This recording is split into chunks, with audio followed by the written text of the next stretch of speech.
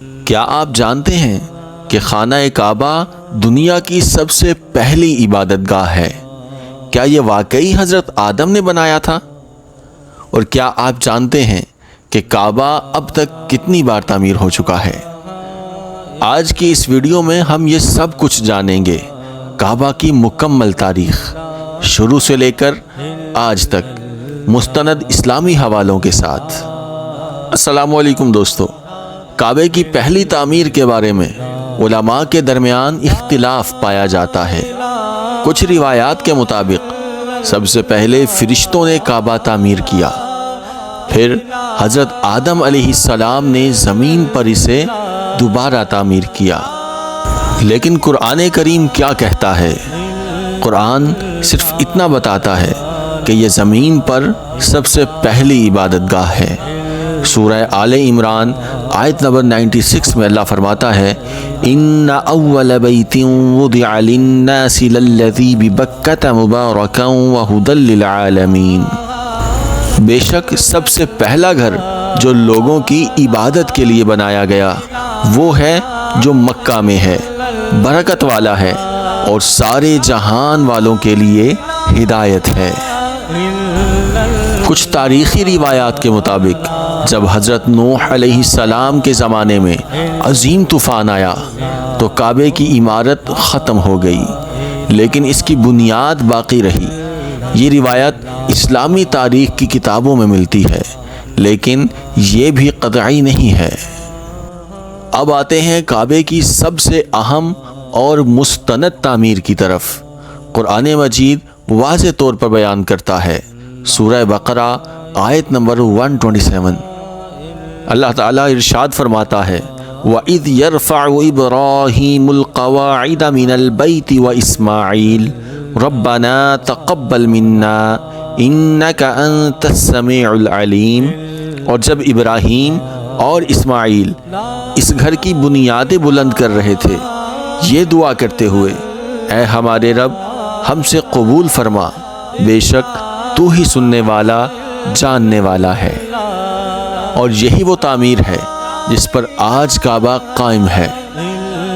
کعبہ شریف کی خصوصیات: سادہ پتھروں سے بنایا گیا تھا، بغیر چھت کے تھا، صرف عبادت کے لیے بنایا گیا۔ اسی وقت یہ دعا بھی کی گئی، یا اللہ اسے امن والا شہر بنا دے۔ یہی وہ لمحہ ہے جہاں سے حج اور طواف کی بنیاد پڑتی ہے۔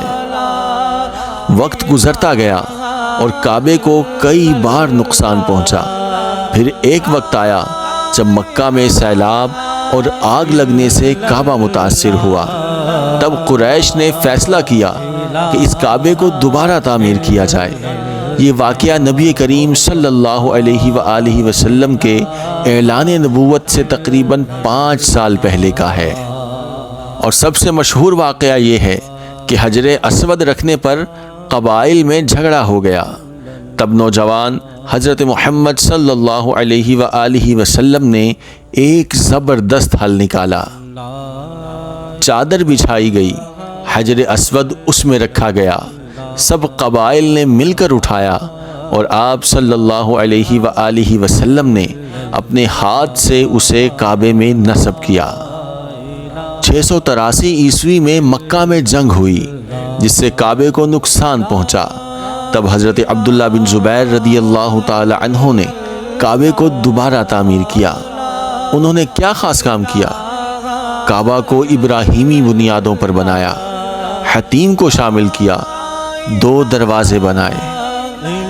بعد میں حجاج بن یوسف نے خلیفہ عبد الملک بن مروان کے حکم پر ابن زبیر رضی اللہ تعالی عنہ کی تعمیر کو تبدیل کیا۔ کعبہ معظمہ کو دوبارہ قریش والے سائز پر کر دیا گیا۔ آج کا کعبہ اسی ڈیزائن پر ہے۔ 1629 عیسوی میں شدید سیلاب آیا جس سے کعبے کو نقصان پہنچا۔ تب سلطنت عثمانیہ نے کعبہ کی بڑی مرمت کی۔ آج جو دیواریں ہیں ان کی بنیاد اسی دور سے جڑی ہوئی ہے۔ جدید دور میں سعودی حکومت نے مرمت، چھت کی تبدیلی، اندرونی تزئین و آرائش کی۔ تو آخر میں سوال ہے کہ کعبہ کتنی بار تعمیر ہوا۔ کم از کم 5 سے 6 بڑی تعمیرات ہیں، کچھ روایات 10 سے 15 بار کی بھی ہیں۔ لیکن ایک بات واضح ہے کہ کعبہ صرف ایک عمارت نہیں بلکہ ایک تاریخ ہے جو آدم علیہ السلام سے شروع ہو کر حضرت ابراہیم علیہ السلام اور حضرت محمد صلی اللہ علیہ وسلم اور آج تک جاری ہے۔ اگر آپ نے ہمارا یوٹیوب چینل سبسکرائب نہیں کیا تو جلدی سے ہمارا یوٹیوب چینل سبسکرائب کریں اور بیل آئیکن پر کلک کریں تاکہ ہماری ہر نئی آنے والی ویڈیو آپ تک پہنچ سکے۔